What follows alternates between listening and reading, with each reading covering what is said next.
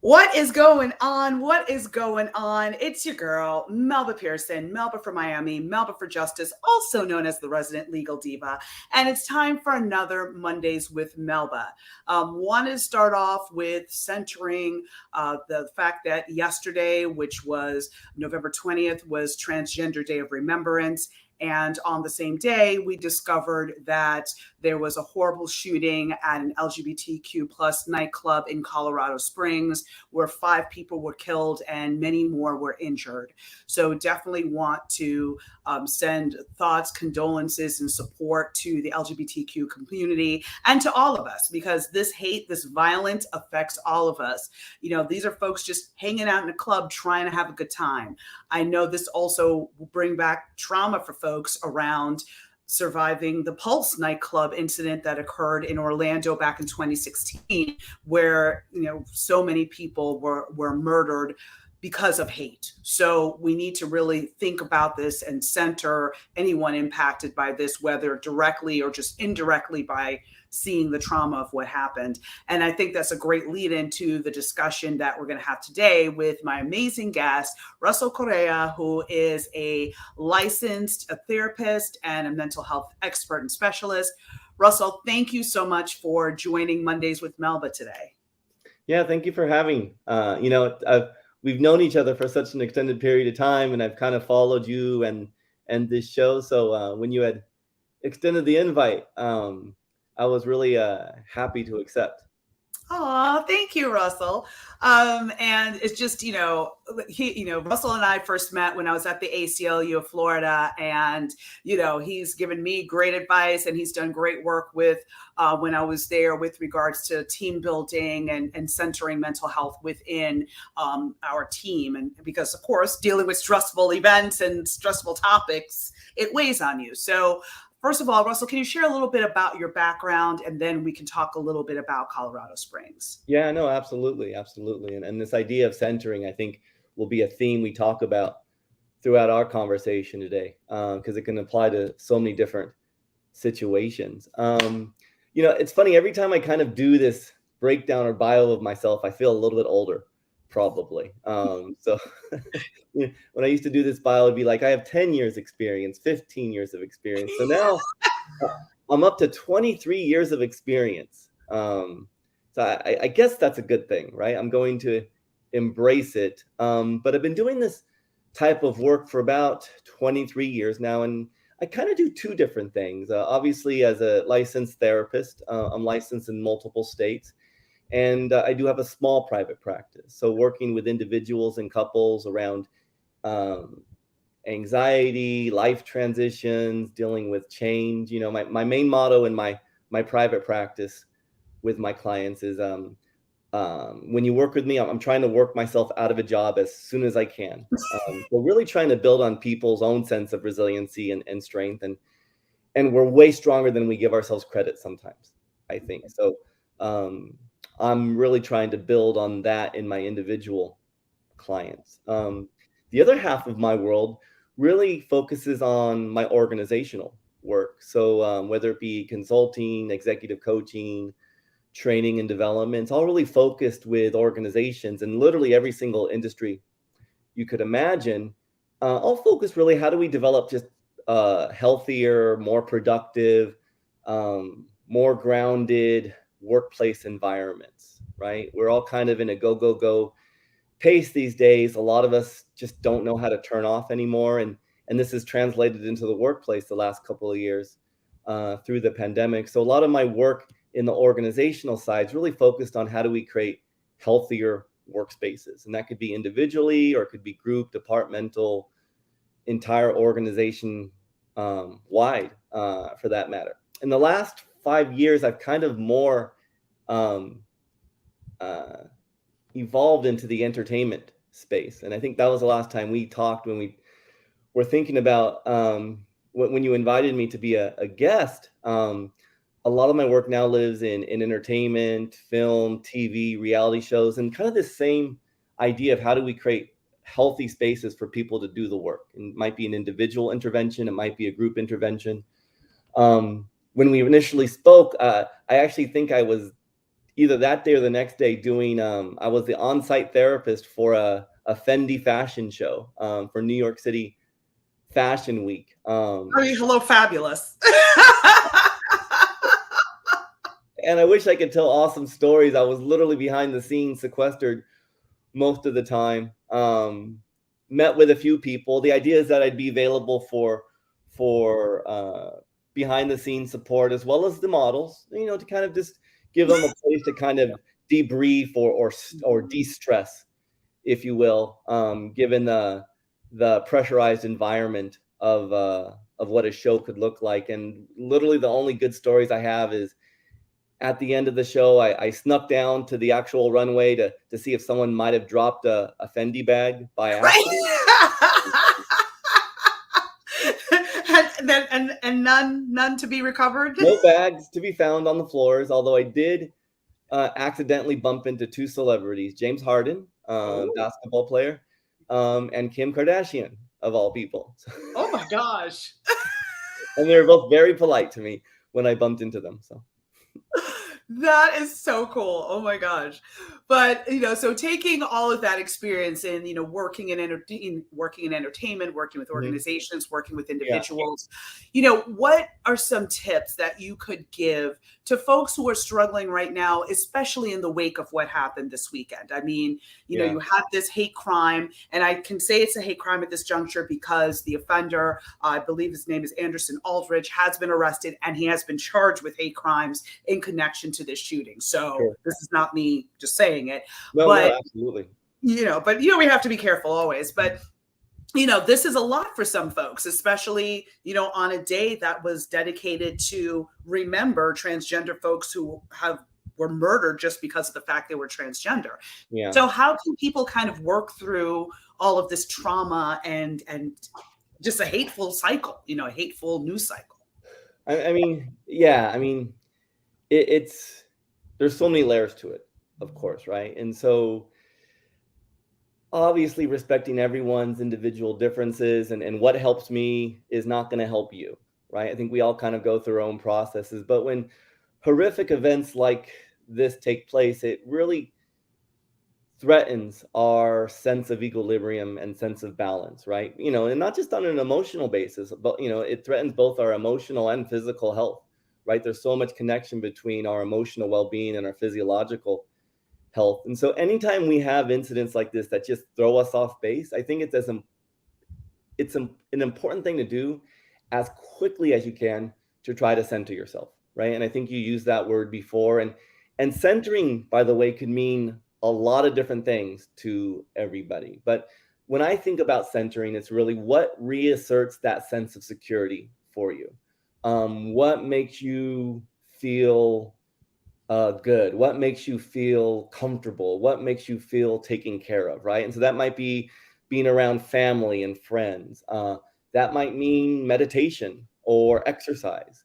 That might mean other grounding exercises that you need to do to make you just feel grounded and stable and center, right? What's the opposite of not feeling center or stable? Like just being bombarded by news or seeing all these horrific images. And so I always encourage people, definitely stay in the loop, get updates, make sure you're up to date on whatever's going on. So you're coming always from a place of knowledge and a place of power. But at some point, all that stuff can be super destabilizing, right? So if I'm already kind of thrown off base and I'm constantly being inundated by more information and more message and whatever that looks like for you, I think it's important to kind of turn that off at some point, right? So that the simple way of looking at it, and again, people are way more complicated than this, is do what you need to do that stabilizes you and do less of things that destabilize you, right? So it sounds super simplistic, but it actually works really, really well. And I always encourage people when they're thinking about self-care, try to make it as simple as possible. And maybe go back to things you already know, like don't reinvent the wheel. So if there's certain people that make you feel good, if there's certain shows if you have that go-to musical artist, right? We're so connected to arts, for example. If there's this music that makes you feel good, man, play it all the time right now. So Maybe a little overly simplistic, but if you're being thrown off base by some of these horrific events, I would say do things that make you feel grounded, that make you feel good, that make you feel comfortable, and do them as much as you can right now. And I love that point that you made about getting back to basics, right? Because, oftentimes we get so caught up in work, family, and everything else that we stop doing the hobbies or the, little things that we used to do that made us feel good. So whether it's dance around the room, with like, Tony Braxton or somebody. I'm trying to show my age talking about Tony Braxton. Anyway, but so Whitney, like whatever it is that makes you happy, do that. Or if you used to love to roller skate and you stopped doing that because you didn't have time, like maybe get back to that. Do those tips also apply for a tough media cycle in terms of politics? I mean, I know a lot of folks, especially those who are Democrats or progressive, really found this last political cycle in Florida really tough. So, are those types of tactics, would that be effective if that's what you're dealing with as well? I think absolutely. Like anything that grounds yourself when you're feeling a little bit destabilized is going to be super helpful. But more specifically, when I think about, the current political landscape, and especially coming off what we just came off, right, which was, I'll be full disclosure, I'm coming from a split household, right? So we have some interesting political debates in our house for sure, right? But this is actually a question a lot of people have asked me lately, and I kind of always come back with the same thing. If you're feeling a little like it's been a bit much, right? I always encourage people, and I'm going to be simplistic, then I'll give you a couple of examples. It's how do I turn off? Here's the deal. You can only be on so much. Think of it almost like a tense muscle. You can only flex that muscle and keep it tight for so long before you get tired, fatigued.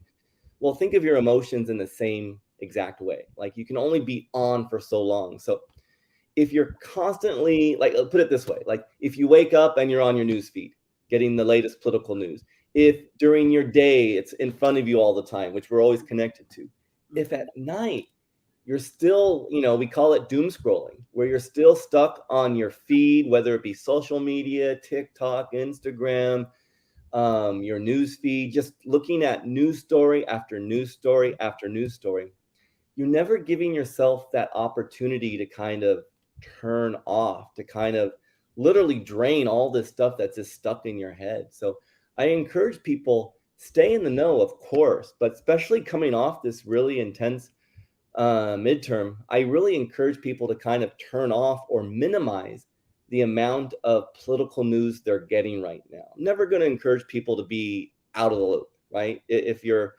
kind of a junkie like I am, I like to know what's going on, right? And both locally, statewide, as well as national, right? But at a certain point, we kind of have to just stop, right? And do things that are restorative. It's amazing how many people I see have trouble sleeping. And then when I ask them, what's your sleep routine look like? What do you do before you go to sleep? And they're like, oh, I have the TV on, or I'm on my phone, or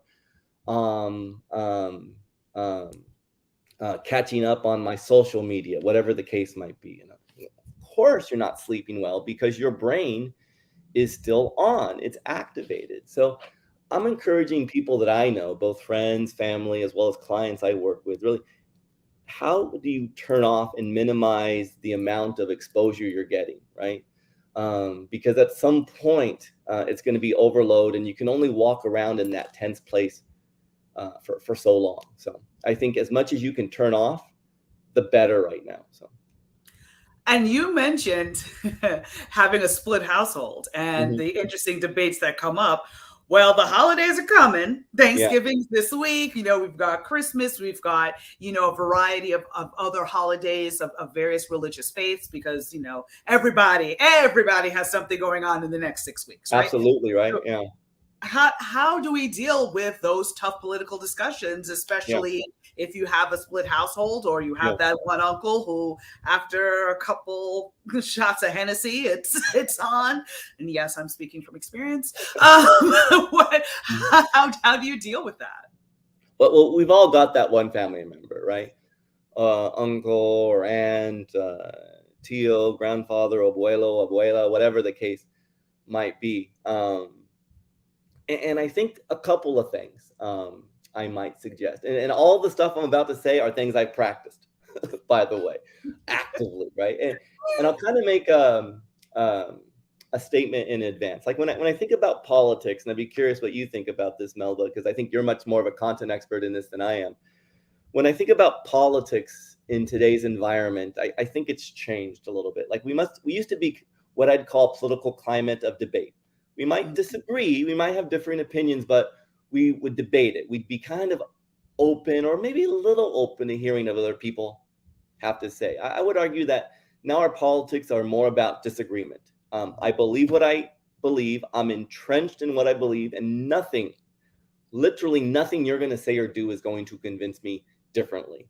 And so you could yell at me, scream at me, I'm going to yell and scream at you back. We're not going to change each other's opinion. And I think that's an important kind of thought to go into when you're going into whatever holiday you have, right? Whether it's just a small get together, a big family get together. I think you need to understand that political debate has changed so much in our country. And so the tío or uncle you see twice a year, you are not going to change anyone's opinion or belief or ideas over a holiday get together. It's just not going to happen, in my opinion. You're not going to change anyone's ideology or framework for what they believe politically, right? So knowing that, the first thing I suggest to people is maybe just check yourself, right? Like I know there's people who are going to be at the Thanksgiving celebration I'm going to this Thursday who I very much disagree with, right? And I know once they, are feeling really good or having a good time or feeling comfortable, at some point, oh, I can't believe this, or thank God this person won, what have you. And you know what? I just check my ego, like, because I know that literally nothing I'm going to say is going to change this person's opinion. So I just kind of like approach it. Yeah, you're right. I hear you. I'm glad that worked out for you. I'm glad you're happy. And just change the topic or go somewhere else. And this idea of checking your ego is, for me, really, really important because, like I said, I don't think I'm going to change anyone's idea. I'm just going to get into a shouting match, and I don't think anything is good going to come from that, right? So a lot of times I'll just check myself and say, you know what, I'm just going to say whatever, smile, and kind of move forward. Now, that doesn't work for everybody, right? And I always am a big fan of saying, if you believe in something, hey, stand up for it, right? If you really feel that importantly, you should say it. But again, I think the idea that you're going to change someone's mind is probably pretty limited and minimal. So I think it's okay to kind of just say, listen, I'm not going to agree with you. I'm going to acknowledge our differences.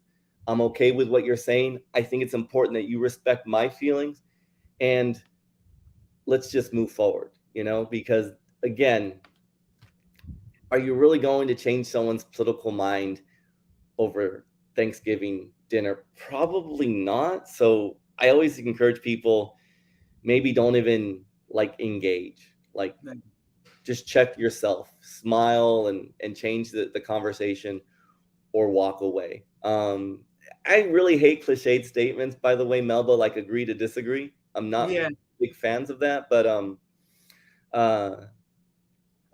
like I said, if you can make sure you're not, I think anything that just leads to fights is going to be a bad outcome for a family get together. So, right, exactly, especially when there's alcohol and other things involved, right? Like it it can spill over, and we don't need police responding to anybody's houses. It's not worth it. So just try to diffuse the situation as much as you can. Wanted to take it into a different direction with regards to grief and loss during the holiday season. Now, we're coming out of COVID. We've had deaths as the result of COVID, and there's going to be that empty seat at the dinner table, or it could be any other violence, or just, life, right? Cancer, old age, whatever the case may be. How do you deal with that loss during the holiday season when it just seems much more poignant, I think, and heightened? I think you're right, and I'll use a personal example for something like this, because I remember well, my stepfather passed away, and then almost like 15 years ago, so some period of time. And I remember my family all lives in California, and I remember my mom saying, "No one likes to talk about Walt. Like everyone thinks that I'm gonna fall apart if you talk about Walt." And I think sometimes we treat death as a very taboo subject. Like we don't want to say anything wrong, and this cousin or this family member or this or my father or mother were here last year, and now they're not. We have that empty space, right? And I kind of encourage people to do the opposite. Like share stories, share what made them awesome, talk about them openly rather than treating it as a taboo subject. I actually might encourage people to embrace it openly and say, hey, it sucks that my grandmother isn't here this year, but I remember she would make the best dish. Or, oh, after about an hour, we'd pull out the bingo, and then she would always run the game and start yelling at us, and whatever the case might be. Like I always encourage people, like, bring their memories alive. I can't even remember the song, and it always confused me. There's this very popular Christmas specific song, and the line basically goes, there'll be scary ghost stories, right? I forget the name of the song. I don't know. There's so many songs. I'm totally spacing. Right. One of the lines is like, hey, we're going to have a great time. We're going to gather around the fire and we're going to tell scary ghost stories. Mm-hmm. Why would you tell ghost stories at a holiday party, whatever holiday you embrace, And it finally occurred to me, I think they mean talk about the people we've lost and celebrate the contributions they've made to our family and celebrate their continued presences in their lives. And, it doesn't have to be, it could be, I remember last time grandfather got he drank too much and lit his hat on fire. Which is a real story, by the way. It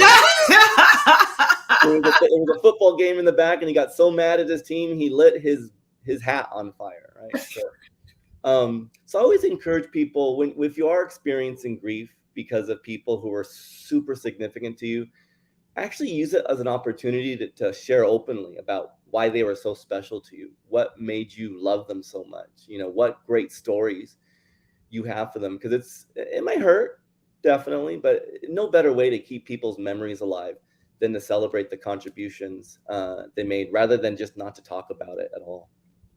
Yeah, the one line that I will never forget after my mother passed away, somebody texted me from my old, from my old job, and said, I had heard what had happened. Mm-hmm. Just know that people only die when you forget them. Yeah, that's absolutely right. Mm-hmm. And that's stuck with me. Like, mm-hmm. Oof, yeah. Yeah. And I encourage people, not just around holidays, like, any time of year, around the anniversary, maybe of their passing. And I'm a big fan of mementos. So my grandfather played a very significant role in my life. I still have his flask where he would hold like his tequila. I still have that flask, and it always brings me back to like real vivid memories and stories that we shared together. Mm-hmm. So not just stories, but also if there's mementos that were significant to these people. Maybe during the holidays, there was a specific place setting that they used, or a specific ornaments that they had on the tree, or specific stories they shared, depending on whatever your holiday tradition is. Like, keep those alive. Absolutely. Yeah.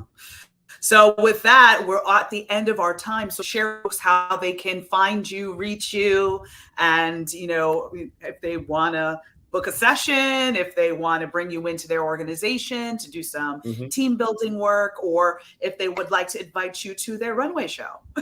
Yeah, exactly. Well, I tend to be a person who works on discretion. So I'm probably the only person who doesn't have a website, believe it or not. Yeah. Because I actually have to, one of the reasons I actually do so well is because I work very much behind the scenes, but everyone can always reach me through my email address or through my direct phone line. So would I list that, or should I put that on somewhere? Or yeah, I'll drop that in the comments so folks will be able to click on it. Well, anyone can always reach me through my direct phone line or my personal work email address, which is russell@zetaconsultinggroup.org. but I tend to be a person who does well by working behind the scenes. And luckily people appreciate that. So, as I just put you on blast. But anyway, you're like, I'm kind of the secret squirrel guy, but well, every referral I've ever gotten in my life, whether it be individual or organizational, has all been word of mouth. Yeah. That's how and I found so you. I just kind of go with that momentum. So. Love it. All right. So, y'all, the email will be in the chat, as well as if you're listening to this in the podcast, it's going to be in the body of the podcast. Russell, thank you so much for coming on Mondays with Melba and sharing your expertise around tips of how to get through the holiday season and to center ourselves. And in taking your advice, I am practicing self-care, and Mondays with Melba will be on hiatus, on vacation, until January. So stay tuned to all of my social media as to when we're coming back, but we will be back in January. And everyone have an amazing holiday. That's not to say I may not pop up with a video or two if there's breaking news or something important, but there will be no Mondays with Melba for the next few weeks. So thank you, Russell, and thank you everyone for tuning in. Thank you for having me. Take good care. Be well, everyone.